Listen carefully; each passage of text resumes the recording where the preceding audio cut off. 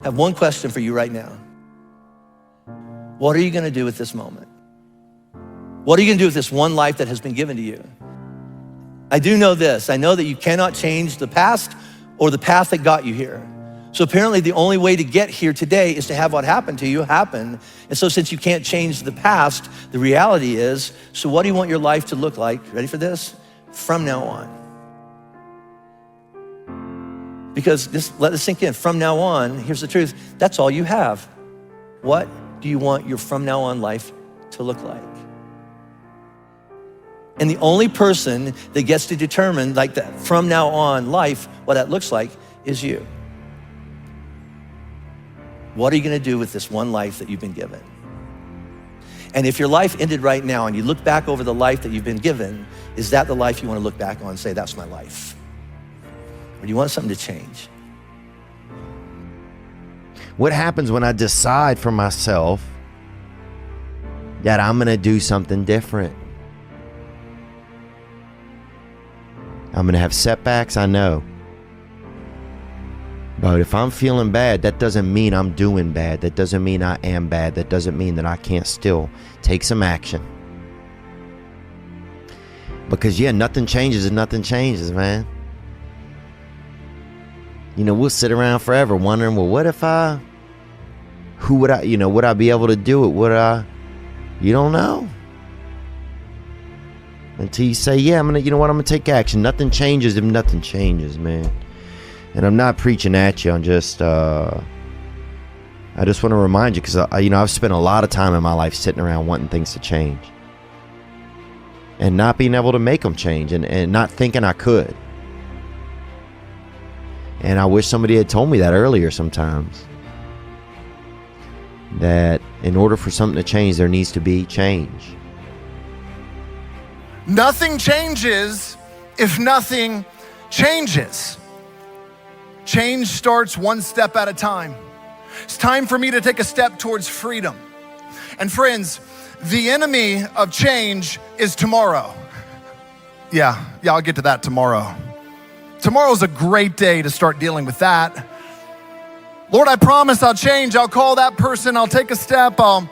Whatever, Lord, I'll do it tomorrow. Tomorrow, Lord, I'll get to that. Today is the day. Don't start tomorrow, start now. You can't wait for everything to be perfect to start living your life. I want everything to be perfect before something happens. That's how I am. I want everything to be, look, as soon as everything gets all lined up, gets all perfect, then this will happen. As soon as these things line up, I'm gonna live my life. Man, I'm so guilty of that. Because that's what I've done. My whole life has been like that. Inside of me, it has been, as soon as it's all lined up, I'm going to show you myself. I can't wait, man. It's not all I'm never going to get to that where everything's okay, where everything looks a certain way. And in the meantime, I'm burning the best time I do have available. I'm burning that candle up. I'm burning this candle down, and I'm saying as soon as it gets bright enough or warm enough in here, I'm going to show up. But the candle's getting smaller. You can't wait for everything to be perfect to start living your life. Now, I think what he's getting at here is that there is a temptation for all of us to kind of fixate ourselves on the destination and lose sight of the journey. If I could just get this project done, if I can just get this area cleaned, if I can just organize this part of my life, then I'll be the kind of person I want to be. There is a temptation for all of us to fixate on the destination and miss out on the journey. It's not the destination, it's the journey. You see, for some of us, we have these massive high goals. We become so fixated on loving the finish line, but not actually enjoying the race. and enjoying the process that it takes for us to get there. Because change will come over time. And they won't happen until you and I actually engage the hard things that we need to do. So for some of us today, be thinking about, man, what's the hard thing? What's the hard thing that you're actually avoiding? You should probably start in small ways doing that first. That can become the first shift that you do. Some of us have big goals, big desires, big changes we want to make. Start with something small.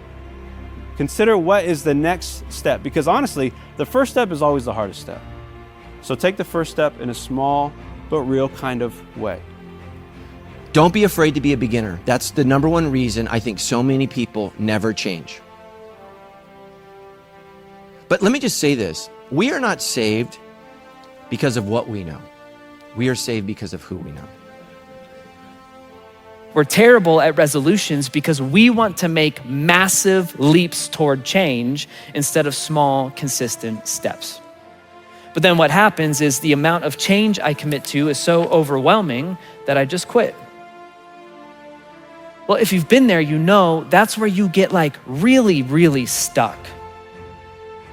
And if you're not careful, that feeling that like you're just not the kind of person you thought you'd be by now, it can become so defeating that you start to think about quitting. Jesus never expected, go read the book. He never commanded that you need to change overnight. He commanded that you go on a journey with him. Like Jesus knows that your journey will take time, and he knows that you'll walk a lot of rough road. All that he's asking is that when you fall down, will you let him pick you back up? And then he's asking that you put one foot in front of the other. Just keep walking with him, small step after small step. Here's a metaphor for what I'm talking about. It's kind of like when I taught my kids to ride their bikes, okay? It's like I never got furious when they fell over, never, right? Because I know they're learning, right? And I know it's not intuitive yet. And I know they're gonna be awkward at first and for a long while. And so I don't get mad when they fall over. I'm just proud that they're out there and giving it a go. And in fact, I definitely feel pride, like those moments where you let go of the back of the seat and they actually ride for a few feet. But I think I feel more proud whenever they bit it and they really bang up their knee, but then they brush themselves off and they get back on the bike. All right? And so why do we think that our perfect Father, God, would ever look at you and go, you know what? If you really were a good son of mine, or if you really were a good daughter of mine, you would be cleaned up by now. It sounds ridiculous when I say it out loud, but a lot of us are living our spiritual lives that way.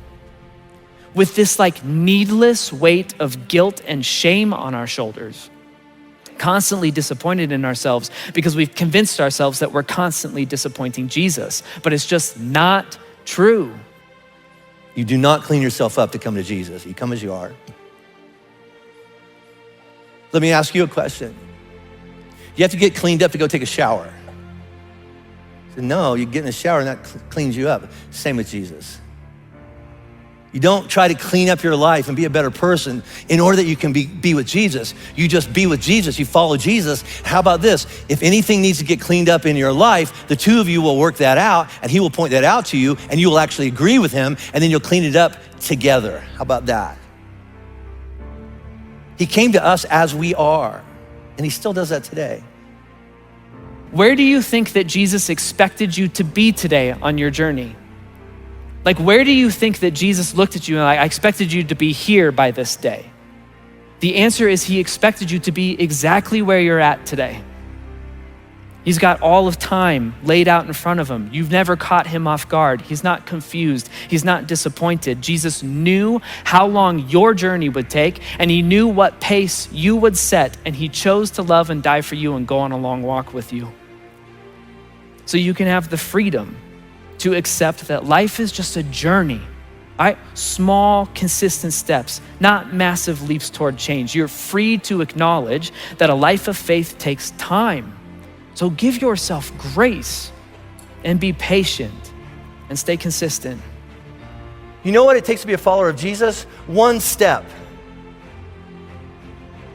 All right? My life needs to change. But please hear this. Spiritual formation and changing any part of your life of importance, it's really slow. We say this all the time. Growth takes time. There is no fast track. There's no microwave version of being a follower of Jesus. There's not a fast track to having the mind of Christ. It's going to take some time. Let me just throw this in. So give yourself a break. The only person that's putting pressure on you is you.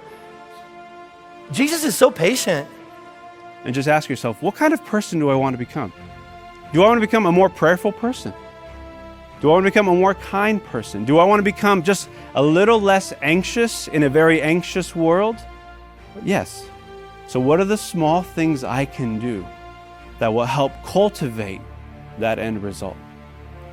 But for some of us, the temptation is pulling at us right now that, man, this will just cost me too much to change and to start these practices. And that's very true.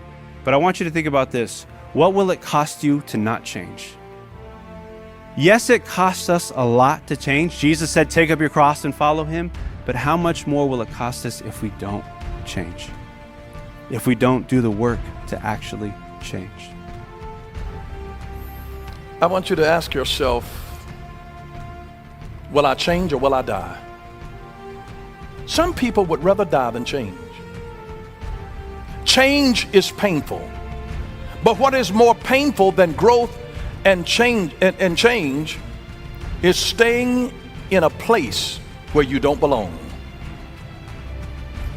I love what the words of Socrates. He said that the secret of change is to focus all of your energy not on fighting the old, but on building the new. There are some people, when they need to change, they keep bringing up your history. It's not about your history and what you did back there.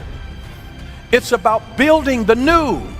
We've all made mistakes. God doesn't want to dwell on your mistakes and your failure. That's not what God is into, to try to make you feel guilty and unworthy and trashy and all of that. God's energy is not spent on your past. God says, I have a future for you. I'm building something ahead of you that is going to be greater than what you are. A woman by the name of Jocelyn Murray, she says, it is not triumph which defines a man, but tragedy. Not triumph, not when you're on top of the mountain, but it's how you handle your valleys. She says, triumph always brings out the best in men, but tragedy shows men what they're made of. And so sometimes when you go through difficulty and through hard times, it begins to show you what you are made of. God is saying, you know, I've got something so much greater for you in the future. May I say this to you? God is not, he is concerned with who you are becoming, not who you have been. Why would God waste his time on who you have been? What all you have done wrong in the past? God is concerned with who you are becoming, not who you have been. God sees the best in you. He sees your future. He sees a successful person that has triumphed over something, not locking you in the identity of your past.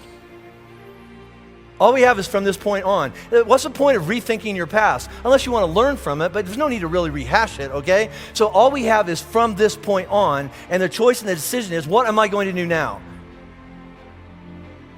What do you want your from now on life to look like?